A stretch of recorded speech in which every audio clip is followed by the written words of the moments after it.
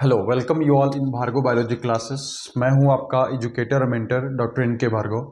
जैसे कि पिछले क्लास में हम लोग फीमेल रिप्रोडक्टिव सिस्टम को कंप्लीट कर चुके थे। इस क्लास में हम लोग जो है एक इम्पॉर्टेंट टॉपिक को पढ़ेंगे जिसे हम लोग बोलते हैं मेमेरी ग्लैंड।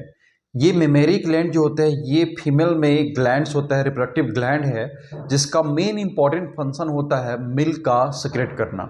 अब ये मिल्क का सेक्रेशन कैसे करता है, इसके स्ट्रक्चर क्या होते हैं, वो सब इस क्लास में हम लोग पढ़ने वाले हैं।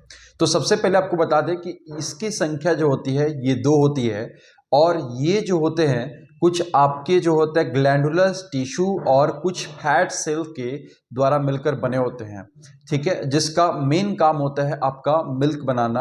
और ये मिल्क जो होता है ये फिटस के लिए, इन्फेंट के लिए बहुत ही इम्पॉर्टेंट जो है एक एंजाइम्स है, जिसमें बहुत सारे प्रकार के एंटीबॉडीज पाया जाता है जो बच्चे में इम्यून सिस्टम का फॉर्मेशन करता है। तो चलिए हम सब देखते हैं कि आपके मेमेरी ग्लैंड्स के स्ट्रक्चर कैसे होते हैं। तो फीमेल में जो मेमेरी ग्लैंड्स पाए जाते हैं ये जनरली जो है ये फैट के बने होते हैं जनरली, और इसमें कुछ सेल्स ऐसे होते हैं जो कि आपके एक मिल्क सेक्रेट करने काम करते हैं, यानी एंजाइम सेक्रेट करने काम करते हैं। ये जो आपके मेमेरी ग्लैंड होते हैं ये पीछे की तरफ में जो है ये चेस्ट के मसल से अटैच रहते हैं, और इस चेस्ट के मसल को हम लोग बोलते हैं पेक्टोरलिस मेजर मसल्स। और इसके पीछे आपके जस्ट बिलो बैक में रिब्स पाए जाते हैं। ये रिब्स से आपके मसल्स अटैच रहते हैं, और इस मसल से जो है आपके ये मेमेरी ग्लैंड्स अटैच रहते हैं। तो कुछ इस तरह से स्ट्रक्चर देख सकते हैं। तो ये जो पार्ट हो गया ये आपका हो गया मेमेरी ग्लैंड। इस मेमेरी ग्लैंड के अंदर में आपके फैट सेल पाए जाते हैं, बहुत सारे ऐसे फैट स्टोरेज रहते हैं, और इसमें से कुछ जो होते हैं जो है एंजाइम सेक्रेट करने का काम करते हैं। तो इसमें से ये जो स्ट्रक्चर देख रहे हैं इस स्ट्रक्चर को हम लोग बोलते हैं लोब्यूल्स, जिसकी संख्या जो है करीब करीब 12 से 15 पाई जाती है। और इस लोब्यूल्स के अंदर में बहुत सारे जो है सेल्स पाए जाते हैं जिसे हम लोग बोलते हैं एल्वुलाई सेल्स। और इसी एल्वुलाई सेल्स में जो है मिल्क का फॉर्मेशन होता है, और फाइनली जो निपल के माध्यम से बाहर निकलता है। तो देख सकते हैं ये जो है आपके स्ट्रक्चर बन रहा है, इसे बोलते हैं हम लोग एल्वुलाई। और इससे जो है एक डक्ट निकलता है जो कि एल्वुलाई में जो भी मिल्क का फॉर्मेशन होता है उसको रिसीव करने का काम करता है, और इस डक्ट को हम लोग बोलते हैं लैक्टिफेरस डक्ट। कुछ इस तरह से इसमें डक्ट निकलते हैं जिसका मेन काम होता है मिल्क को निपल तक पहुंचाना। तो इसे हम लोग बोलते हैं लैक्टिफेरस डक्ट। और इस तरह से जो स्ट्रक्चर बनता है इसे बोलते हैं हम लोग फीमेल मेमेरी ग्लैंड, जिसमें सबसे पहले यहां पे देख सकते हैं ये फैट स्टोरेज होंगे, और इस वाले रीजन को हम लोग बोलते हैं आपके एल्वुलाई मेमेरी एल्वुलाई मेमेरी एल्वुलस। इसे हम लोग बोलते हैं मेमेरी एल्वुलस, जिसका मेन काम होता है आपका मिल्क का सेक्रेट करना। और ये वाला रीजन को हम लोग बोलते हैं लैक्टिफेरस डक्ट, जिसका मेन काम होता है जो भी मिल्क आता है उसको जो है रिसीव करना और उसको निपल रीजन तक पहुंचाना, जिसके बाद ये बाहर की तरफ सेक्रेट करता है। और ये पीछे जो मसल्स है ये आपके चेस्ट के मसल्स होते हैं जिसे हम लोग बोलते हैं पेक्टोरलिस मेजर मसल्स। तो आई होप आप लोगों को क्लियर हो गया कि फीमेल मेमेरी ग्लैंड क्या होता है। इसमें 2 कंपोजिशन देखने को, पहला फैट सेल और दूसरा जो देखने को मिलते हैं इसे हम लोग बोलते हैं आपके मेमेरी एल्वुलस। इस मेमेरी एल्वुलस के अंदर मिल्क का सेक्रेशन होता है, मिल्क का फॉर्मेशन होता है, और मिल्क फॉर्मेशन होकर सबसे पहले लैक्टिफेरस डक्ट में आता है, और लैक्टिफेरस डक्ट के माध्यम से निपल पे आता है, निपल के माध्यम से ये बाहर निकलते हैं, जिसका जो है बहुत बड़ा रोल है इन्फेंट्स के लिए, क्योंकि ये इन्फेंट्स में जो है आपके एंटीबॉडीज बनाने का काम करते हैं। अब हम जो पढ़ेंगे oogenesis, यानी फीमेल में आपके गैमेट्स का फॉर्मेशन कैसे होता है, ये फीमेल गैमेट्स का फॉर्मेशन कैसे होता है।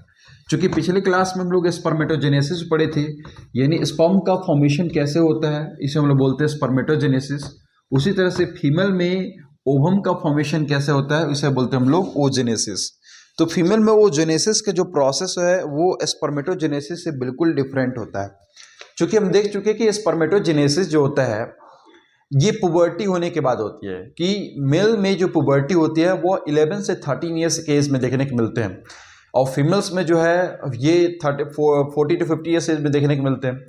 तो जो पुबर्टी की एज होने के बाद उनमें स्पर्म्स का प्रोडक्शन होने का प्रोसेस होता है, और ये मिलियंस ऑफ स्पर्म प्रोडक्शन करते हैं। जबकि फीमेल में जो है गैमेट्स का फॉर्मेशन जिसे बोलते हैं oogenesis, ये जो है आफ्टर पुबर्टी नहीं, ये आपकी फीमेल में जब एम्ब्रियो फॉर्म में रहता है उसी समय इसका स्टार्ट हो जाता है। उस समय जो होता है कुछ फंक्शंस होते हैं सेल डिवीजन का, यानी कह सकते हैं कि जब एम्ब्रियो का फॉर्मेशन हो रहे होते हैं उसी समय में आपके ओवम सेल का फॉर्मेशन हो जाते हैं, और ये कुछ स्टेप्स के बाद स्टॉप हो जाते हैं।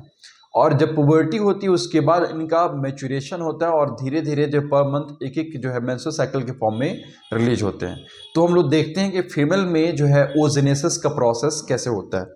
तो हमारा नेक्स्ट सेटिंग रहेगा oogenesis। oogenesis क्या होता है, तो लिख सकते हैं the process of formation of female gametes. Female में जो फीमेल गैमेट्स का फॉर्मेशन को प्रोसेस होता है उसे हम लोग बोलते हैं oogenesis।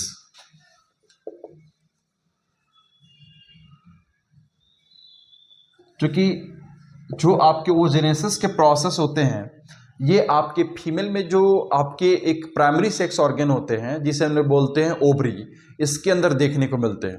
तो सबसे पहले एक ओवरी का स्ट्रक्चर बना देंगे। जैसे मान लीजिए ये आपका जो है एक अलमंड शेप का एक स्ट्रक्चर जिसे बोलते हैं हम लोग ओवरी। इस ओवरी के दो पार्ट होते हैं, एक आउटर वाला पार्ट जिसे हम लोग बोलते हैं कॉर्टेक्स, और एक अंदर वाला पार्ट जिसे हम लोग बोलते हैं मेडुला। तो ये बाहर वाले रीजन को हम लोग बोलते हैं कॉर्टेक्स रीजन, और इसको हम लोग बोलते हैं मेडुला। तो जो कॉर्टेक्स रीजन में जो होते हैं आपके जो है ओजेनियम सेल पाए जाते हैं, जो कि एक्चुअली में स्टेम सेल्स होते हैं, और इसी स्टेम सेल्स के थ्रू जो है आपके जो है मैच्योर होके ओवम का सेल का फॉर्मेशन होता है। यहाँ पे जो है आपके ओजेनियम सेल्स पाए जाते हैं, जिसके साइड साइड में कुछ सेल्स पाए जाते हैं, बोलते हैं प्राइमरी फॉलिक्यूल्स। कुछ इस तरह से ये आपके ओजेनियम सेल हो गए, और इसके साइड साइड्स में अगल बगल में बहुत सारे ऐसे सेल्स ग्रुप हो जाते हैं जिसे बोलते हैं हम लोग प्राइमरी फॉलिकल्स। ये आपके ओजेनियम सेल हो गए। तो ये जो सेल है इसको बोलते हैं ओजेनियम सेल्स, जो आगे मैच्योर होके जो है आपके ओवम सेल का फॉर्मेशन करता है। इस ओजेनियम सेल जो होता है एक्चुअली में डिप्लॉयड होता है, और ये आपका स्टेम सेल होते हैं। फिर इसमें जो है प्रोसेस होती है सेल डिवीजन की, यानी आपके माइटोसिस की प्रोसेस होती है, और माइटोसिस के प्रोसेस के साथ में ये प्राइमरी ओसाइट्स का फॉर्मेशन करता है। फिर ये प्राइमरी ओसाइट्स के प्रोसेस के बाद इसमें फिर से मियोसिस फर्स्ट के प्रोसेस, प्राइमरी ओसाइट के बाद इसमें मियोसिस फर्स्ट की प्रोसेस होगी। मियोसिस फर्स्ट के बाद इसमें बनेगा सेकेंडरी ओसाइट, और इसके बाद जो है आपको प्रोफेज फर्स्ट के बाद ये स्टॉप हो जाएगा। प्रोफेज फर्स्ट के बाद स्टॉप होगा। उसके बाद जो है उस फिटस का जो है आपको पार्टराइजेशन डिलीवरी होगा, और जैसे ही पार्टराइजेशन डिलीवरी होगा, पार्टराइजेशन डिलीवरी होने के बाद उसमें पुबर्टी होगी, जो कि जनरली जो है 11 to 13 ईयर्स के एज में देखने को मिलते हैं। और पुबर्टी के प्रोसेस के बाद उसमें से कुछ सेल्स जो होते हैं डिजनरेट करते हैं, और ओनली 16 to 18,000 सेल्स जो होते हैं वो बचते हैं पर ओवम। यानी यही जो है ओवम सेल जो 60 से 80 हजार बचे हैं, ये हर एक साल जो हर एक मंथ जो है मैच्योर होने के साथ ही मेंस्ट्रुअल साइकिल के साथ ये बाहर निकलते हैं और ओवम सेल का फर्टिलाइजेशन के प्रोसेस करते हैं।